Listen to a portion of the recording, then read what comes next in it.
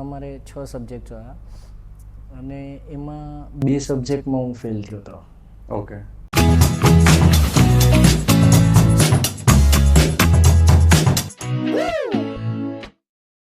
Hello friends, આજે આપણી સાથે છે દેવાંગ પોપટ, જે રાધિકા ક્લાસીસના proud alumni in the year 1999 to 2001. તેઓ અત્યારે શ્રીજી એન્ટરપ્રાઇઝના નામથી ફાર્મા ડિસ્ટ્રીબ્યુટર છે અને એમનો સન એટલે કે ઓમ પોપટ પણ આપણા અહીંયા અત્યારે કરન્ટલી 11 CBSEમાં સ્ટડી કરે છે. સો વેલકમ દેવાંગભાઈ, આપનું હાર્દિક સ્વાગત છે રાધિકા ક્લાસીસમાં. એક જાણવું હતું કે તમે 1999માં રાધિકા ક્લાસીસને તમારા એકેડેમિક્સ માટે ચૂઝ કર્યું હતું અને અત્યારે 2025-26માં પણ તમે તમારા સનના એકેડેમિક્સ માટે રાધિકા ક્લાસીસને ચૂઝ કરવાનું રીઝન? બહુ લાંબો જવાબ છે પણ હું તમને બહુ ટૂંકમાં કહી દઉં કે 98માં હું 10thમાં હતો. 10th એ સમયે ગુજરાત બોર્ડ હતું અને ગુજરાતી મીડિયમમાં હતો. એ સમયે અમારે 6 સબ્જેક્ટ હતા અને એમાં 2 સબ્જેક્ટમાં હું ફેલ થયો હતો. ઓકે.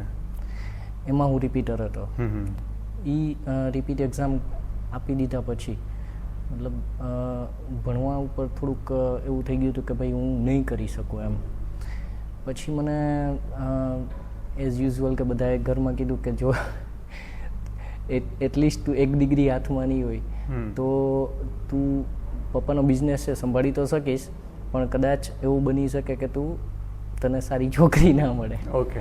બહુ ફની છે પણ આ વિચારથી એ સમયે તો શું નાના હોય એટલે આપણે એ વિચારથી આગળ વધ્યા કે ભાઈ ચલો કંઈક કરીએ એમ. ચલો એટલે મેં કોમર્સ ગ્રેજ્યુએશન કરવાનું નક્કી કર્યું. કોમર્સ ગ્રેજ્યુએશનમાં એ સમયે તમે એવું હતું કે accounts is equal to Radhika classes અને એમાંય એકાઉન્ટ્સ ઇઝ ઇક્વલ ટુ આમ તો રાધિકા ક્લાસીસ પણ એમાં ભરતેજ સર એવું નામ હતું એમ. તો તમારે ફોર એક્ઝામ્પલ કે કોઈ સ્પેશિયાલિટીઝમાં જવું જ છે તો કોઈક વસ્તુ એના સ્પેશિયાલિસ્ટ પાસે તમે જાઓ તો તમને એનું ઓલું મળી શકે એમ. એના માટે તો એ સમયે અમે એ વિચારથી મેં એ જોઈન કર્યું. જે મેં નિર્ણય લીધો હતો એમાં એ જોઈન કરવાનો રાધિકા ક્લાસીસમાં મતલબ ટ્યુશન ક્લાસ કરવાનો તો એ નિર્ણય ઉપર અમે બહુ ઘણું બધું પાયમાં છીએ એમ એવું કહી શકાય. કારણ કે એ સમયે મારા ક્લાસીસની સ્કૂલના ક્લાસની નોટ્સ જુઓ કે પછી સ્કૂલમાં મારું એટેન્શન જુઓ તો એ સમયે કંઈ એટલું ખાસ હતું નહીં 10thમાં કારણ કે એ જ હિસાબથી હું મતલબ રિઝલ્ટ આવું આવ્યું હોય એમ. પણ એ સમયે કલ્પેશ સર અને જે થિયરી લેતા પછી શુક્લા સર જે ઇંગ્લિશ લેતા અને ભરતેજ સર અમારું એકાઉન્ટ લેતા બહુ ઘણું બધું અમે શીખ્યા છીએ અમારી. એક તો જો અત્યારે મને 11 વાગે બોલાવવામાં આવ્યો તો હું રાઈટ 11 વાગ્યાની 1 સેકન્ડે હું અહીંયા ક્લાસીસમાં હાજર હતો. તો ટાઈમ મેનેજમેન્ટ એ અમે ભરતેજ સર પાસેથી શીખ્યા.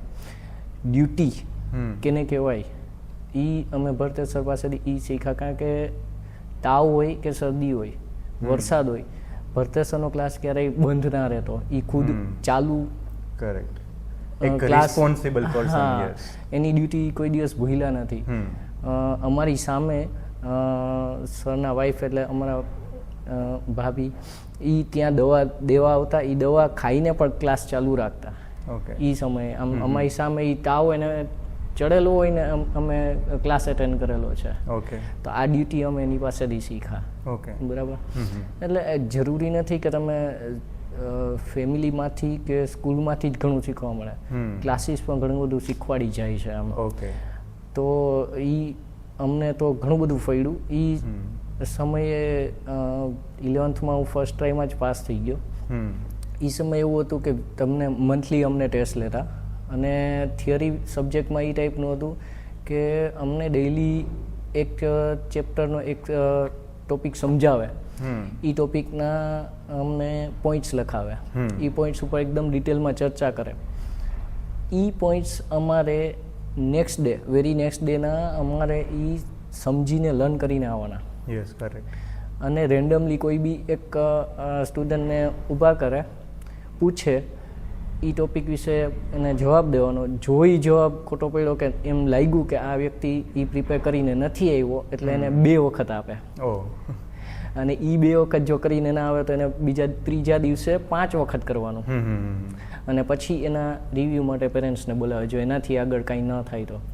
તો આ થિયરીમાં અમે આ મતલબ પેટર્નથી જે લોકો ચાલ્યા, તો એ સમયથી મારું જે હોમવર્ક કરવાનું, 16 વર્ષના સ્ટુડન્ટને હોમવર્ક કરવાનું તો આમ ઓલું ના કહી શકાય, પણ એ અમે શીખ્યા. ઘરે આ બધું કરવું, ક્લાસીસ અને સ્કૂલ સિવાય ઘરે આપણા રીતના કંઈ પણ કામ કરવું જરૂરી છે, એ વસ્તુ અમે ત્યારથી શીખ્યા એમ. અને મારું રિઝલ્ટ ત્યારે 11thમાં 60% મેં એચીવ કર્યા હતા. અને આ થિયરીથી હું 12thમાં પહેલા જ દિવસથી હું એ રીતના ચાલ્યો, તો કહી શકાય કે રાધિકા ક્લાસીસના જ સપોર્ટથી, એના જ ઓલાથી હું 74% લઈને આવ્યો હતો. Very good.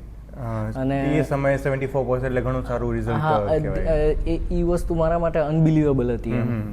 આ વસ્તુ હતી કેમ કે 98માં તમે કીધું કે તમે 2 સબ્જેક્ટમાં રિપીટર હતા અને પછી એમાં ડાયરેક્ટ 74 ઉપર jump. That is very good. Exactly. મારા ફેમિલીમાં પણ એ લોકો સરપ્રાઇઝડ હતા કે આવું કેમ, અને એ લોકોએ જોયેલું હતું કે આ ઘરે બેસે છે, પોતાની રીતના વર્ક કરે છે, પણ એ લોકો એને એ નથી ખબર કે આ બધું આવ્યું ક્યાંથી એમ, કે સડનલી આટલો બધો ચેન્જ ક્યાંથી આવ્યો એમ. ઓકે. એટલે તમે તમારો જે આ એક્સપિરિયન્સ શેર કર્યો, એ સમયે રાધિકા ક્લાસીસ શું હતું એ તમે એક્સપિરિયન્સ શેર કર્યો, પણ અત્યારે તમને એમાં શું ચેન્જ દેખાય છે? ઓમ જે અત્યારે ક્લાસીસમાં ભણે છે, તમને ત્યારનો ને અત્યારનો શું ચેન્જ છે? અનુભવ મુજબ એ સમયે જે મારામાં ચેન્જ આવ્યો, હું આપણે કોરોના કાળ દરમિયાન છે ને, મારો સ્ટુડન્ટ એ સમયે, મારો સન છે એ સમયે છે ને બહુ બ્રિલિયન્ટ હતો. 80ની આસપાસ એને પર્સન્ટેજ આવતા. એ 6થમાં હતો, 6-7માં હતો ત્યારે. કોરોના કાળ દરમિયાન આપણે જોયું કે એજ્યુકેશન થોડુંક બાળકોનું ડાઉન ગયું એમ. એ પછી 10th સુધી એનું મતલબ એના માર્ક્સ થોડાક ડાઉન ગયા. તો 11thમાં મેં વિચાર્યું કે જે અનુભવ મને થયો છે, જે હું વેલ્યુઝ શીખો છું એમ, લાઈફ વેલ્યુઝ, તો રાધિકા ક્લાસીસમાંથી એ શીખવા મળે એમ. અને just last month A student of the month માં નામ આવ્યું. તો આ ચેન્જ મારા સનમાં પણ આવ્યો એમ. તો આ બધું એમને એમ તો નથી, ઘણા બધા ચેન્જીસ પણ આવ્યા છે રાધિકા ક્લાસીસમાં. અમે ઘણું બધું જોયું. અમારી પાસે એક ગ્રુપ છે રાધિકા ક્લાસીસનું, વોટ્સઅપ ગ્રુપ આપણે બનાવેલું છે. એમાં રેગ્યુલર જે વીકલી ટેસ્ટ આ લોકો લે છે રાધિકા ક્લાસીસમાંથી, એના માર્ક્સ આવે છે, એનો ચાર્ટ બનાવીને આપે છે કે આ અપ જાય છે કે ડાઉન જાય છે. બરાબર. હોમવર્ક થયું હોય ના થયું હોય એનું જે ચાર્ટ હોય છે, એ ટેબલ હોય છે, એ બનાવીને આપે છે કે આ દિવસ આ હોમવર્ક હતું અને એ થયું છે કે નથી થયું, એ પેરેન્ટ્સ સુધી પહોંચે છે. ઓકે. ફોલોઅપ છે ઇન્ક્રીઝ થઈ ગયું છે, ફોલોઅપ, સ્ટુડન્ટનો ફોલોઅપ. હા, ફોલોઅપ સારું એવું ઇન્ક્રીઝ થયું છે. એ સમયે કદાચ એ નહોતું, અને એ સમયે જરૂરિયાત પણ નથી, કારણ કે એ સમયે સ્ટ્રીક જ એટલું હતું કે બાળકો પોતાની રીતના આગળ કરી લેતા એમ. આ સમયે થોડુંક સોશિયલ મીડિયાને આ બધું થતા થોડુંક બાળકોનું ફોલોઅપ લેવું પેરેન્ટ્સ માટે અને ટીચર્સ માટે પણ જરૂરી બને છે. તો એ આ થોડુંક ઇઝી બન્યું ને, એને એ સોશિયલ મીડિયાથીનો આપણે સારો ઉપયોગ કર્યો કહેવાય એમ. તો આ બધા ચેન્જીસ મેં જોયા. અને એ સમયની છબી જે ભરતેજ સરની હતી, એ આજે મેં જોયેલી, એ જ વસ્તુ મેં મારા સનમાં જોઈ કે એનું એકાઉન્ટ્સ બહુ સારું ડેવલપ થયું એમ. એકાઉન્ટ્સ એના માટે અત્યારે નવો જ સબ્જેક્ટ કહેવાય, પણ નવા સબ્જેક્ટમાં મેં રિસ્ક ના લીધું. મેં એવું વિચાર્યું કે જો એ પાયાથી જ સરખું શીખશે એકાઉન્ટ, તો એના માટે વધારે સારું રહેશે. તો એના માટે કોઈ રિસ્ક લેવાની જગ્યાએ એક સ્પેશિયાલિસ્ટ પાસે જાય ને તો વધારે સારું પડશે એમ. એક લાસ્ટ ક્વેશ્ચન તમને પૂછવાનો છે કે એવું કંઈક સજેશન છે, અત્યારે રાધિકા ક્લાસીસ આટલું સારું ગ્રો કર્યું છે, પણ હજી એક એવું કે સોનામાં સુગંધ ભળી જાય એવું એક સજેશન અથવા તો એક પીછું આપણે રાધિકા ક્લાસીસમાં ઉમેરવું હોય તો તમે એવું શું સજેશન આપશો કે જેથી રાધિકા ક્લાસીસમાં હજી એક વસ્તુ સારી થઈ શકે? જી જી જી રાધિકા ક્લાસીસમાં એક નવો ચેન્જ મેં જોયો. એ વસ્તુ સાહેબના જે વિચારો હતા બતેસરના, એ વિચારોથી મેં એક નવું કે પ્રેક્ટિકલ બાળકોને નોલેજ આપવું જરૂરી છે અત્યારના જમાનામાં. તો હમણાં 2 દિવસ પહેલાં જ ઓમે મને વાત કરી કે એઆઈના પ્રોજેક્ટ સરે દેખાડ્યા. તો બાળકોને આ નવી વસ્તુ જે દેખાડવામાં આવે છે એના એ વસ્તુ ઉપર મને વધારે ગમ્યું કે આ બધું વસ્તુ કરવામાં આવે છે. એક નથી તો આ અત્યારના ટાઈમમાં શું નથી, તો આજે કોઈ વૃક્ષ તમે વાવો છો, એને પાણી આપો છો, બરાબર, વૃક્ષ એની મેળે મોટું થઈ શકે છે, એવું નથી. જંગલમાં પણ આપણે ઘણા બધા વૃક્ષો જોયા છે, એ મોટા થઈ શકે છે. જરૂરી એક વસ્તુ છે ખાતર, બરાબર. ખાતરથી એ વૃક્ષ સારી રીતે ગ્રો કરશે, એને ફળ પણ આપશે, બરાબર, ફૂલો પણ આપશે. તો એ ખાતર શું છે? ખાતર છે લાઈફ વેલ્યુઝ, સંસ્કાર. ઓકે. તો આ વસ્તુ માટે જો એક વસ્તુ એડ થાય, કારણ કે આપણે જૂની કહેવત છે કે પારકી મકાન વિંધે. Yes, correct. ફેમિલીમાંથી મળતું જ હોય, 100% ફેમિલીમાંથી જોતા હોય આપણે. હું મારા મા બાપને પગે લાગીશ, એની રિસ્પેક્ટ કરીશ તો મારા બાળકો કરશે. પણ કંઈક એવું એડ થાય તો કૃષ્ણ ભગવાનના માથા ઉપર જે મોરપંખ છે, ઓકે, બરાબર, તો એવું રાધિકા ક્લાસમાં લાગે. ઓકે, ઠીક છે. Will definitely try to add this life values in our curriculum or in our regular life skills, right?